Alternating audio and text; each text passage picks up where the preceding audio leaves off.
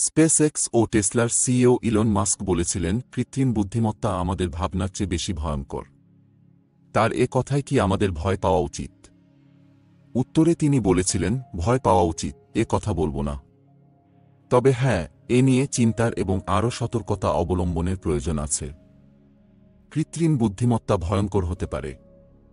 Dataset থেকে তথ্য নিয়ে এআই লেখালেখি থেকে শুরু করে ছবি আঁকা, অডিও সিনথেসিস করা, এমনকি ভিডিও এডিটিংও করতে পারে। নিজের মতো আরও কৃত্রিম বুদ্ধিমত্তাও জন্ম দিতে পারে জেনারেটিভ এআই। তবে এগুলোর নিয়ন্ত্রণ এখনও আমাদের হাতে। ওপেন এআই যদি চায়, এখনই চ্যাটজিপিটি বা ডাল-ই এর মতো এআইকে বন্ধ করে দিতে পারবে। তাই এগুলো সেন্টিয়েন্ট বা নিজের অস্তিত্ব সম্পর্কে সচেতন হয়ে নিজের নিয়ন্ত্রণ নিয়ে নেওয়ার ভয় নেই। তাছাড়া এগুলো তাদের ট্রেনিং ডেটাসেট ছাড়া অচল। আমরা এআইকে শেখার জন্য যে তথ্য দেব, এআই সে বিষয়েই পারদর্শী হতে পারবে। তাই কৃত্রিম বুদ্ধিমত্তা আমাদের হাতছাড়া হয়ে যাওয়ার ভয় নেই। তবে এখানে চিন্তার বিষয় হল, কিভাবে এই এআই আমাদের দৈনন্দিন জীবনে ও কাজে প্রভাব ফেলছে বা ফেলবে। একটি কৃত্রিম বুদ্ধিমত্তা যদি একজন গ্রাফিক ডিজাইনারের চেয়ে কম সময়ে, কম খরচে আরও ভালো ডিজাইন করতে পারে, তবে ধীরে ধীরে সেই ডিজাইনারদের কাজের সুযোগ কমে যাবে। একসময় হয়তো চাকরিও হারাবে সেই ডিজাইনার। এটা সব চাকরির ক্ষেত্রেই প্রযোজ্য। এক্ষেত্রে কৃত্রিম বুদ্ধিমত্তাকে ভয় পেয়ে এর থেকে দূরে সরে গেলে চলবে না। উল্টো কৃত্রিম বুদ্ধিমত্তাকে নিজের প্রয়োজনে ব্যবহার করে নিজের কাজ কিভাবে আরও ভালো করে তোলা যায়, সেটা নিয়ে ভাবতে হবে। তাছাড়া কৃত্রিম বুদ্ধিমত্তার অপপ্রয়োগ ঠেকাতে ট্রেনিং ডেটাসেটে আমরা কি দিচ্ছি, সেটাও চিন্তা করতে হবে। ইতিমধ্যেই এআই এর অনেক ধরনের অপপ্রয়োগ সামাজিক যোগাযোগ মাধ্যমগুলোকে কলুষিত করেছে। তাই কৃত্রিম বুদ্ধিমত্তাকে কি কি শেখানো যাবে, কি কি করতে দেয়া যাবে এবং কাদের এর ব্যবহার করতে দেওয়া হবে, এসব বিষয়েও সতর্ক হতে হবে। তবে কৃত্রিম বুদ্ধিমত্তার ভালো ব্যবহারও দেখা যাচ্ছে। সংশ্লিষ্ট ক্ষেত্রগুলোতে তৈরি হচ্ছে চাকরির সুযোগ। তাই নিজেকে দক্ষ করে গড়ে তুলতে পারলে দুশ্চিন্তার কিছু নেই। কৃত্রিম বুদ্ধিমত্তার কিছু সীমাবদ্ধতা আছে। মানুষ যেভাবে চিন্তা করে, কৃত্রিম বুদ্ধিমত্তা তা পারে না। এটি অনেক সময় একই মানের কাজ করে থাকে। কৃত্রিম বুদ্ধিমান সফটওয়্যারে আঁকা ছবি যেমন প্রতিযোগিতায় পুরস্কার জিতেছে, বিচারকদের চমকে দিয়েছে।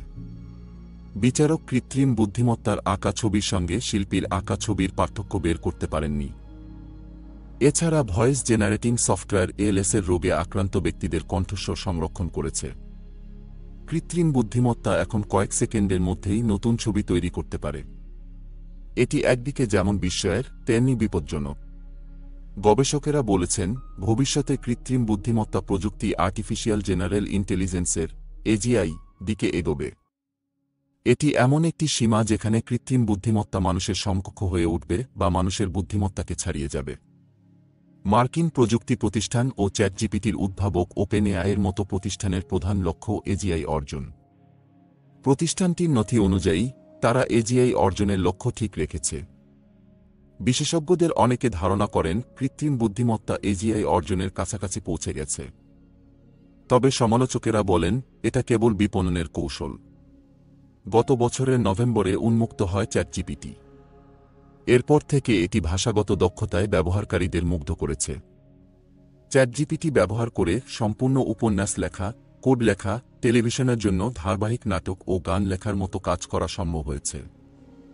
জিপিটি অর্থ হচ্ছে জেনারেটিভ প্রি-ট্রেইন ট্রান্সফর্মার। জেনারেটিভ অর্থ হল এটি কৃত্রিম বুদ্ধিমত্তার সাহায্যে কোনো কিছু তৈরি করে।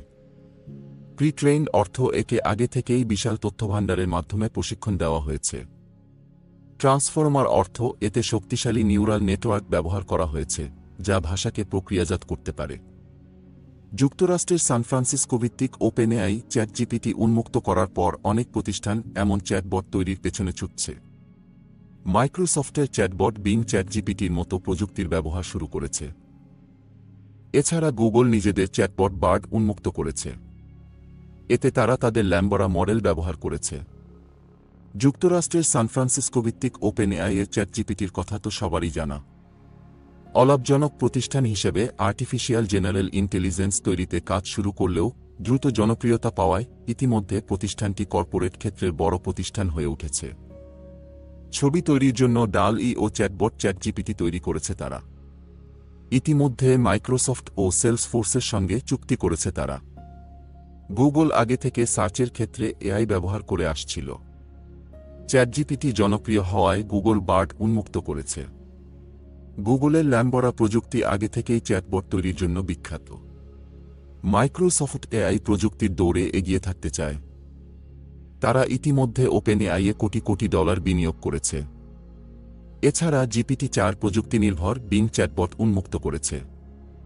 চ্যাটজিপিটি আসার আগেই ফেসবুকের মূল প্রতিষ্ঠান মেটা এআই নির্ভর ব্লেন্ডার বট নামের একটি চ্যাটবট তৈরি করেছিল, তবে সেটি জনপ্রিয় হয়নি। পরে তাদের এই প্রকল্পের বিজ্ঞানী একে বিরক্তিকর বলে মন্তব্য করেছিলেন। অনেকে ধারণা করছেন মানুষ এখন ইন্টারনেটে যেভাবে তথ্য খোঁজে ও ব্যবহার করে, চ্যাটবট সে ধারণা বদলে দেবে। সার্চ ইঞ্জিনে কোনো কিছু লিখে তথ্য খোঁজার পরিবর্তে মানুষ চ্যাটবটকে প্রশ্ন করে সন্তোষজনক উত্তর পেতে চাইবে। এখন গুগল বা অন্য সার্চ ইঞ্জিন যেভাবে বিভিন্ন লিঙ্ক দেখে তথ্য পরিবেশন করে, সে পদ্ধতি বদলে যেতে পারে।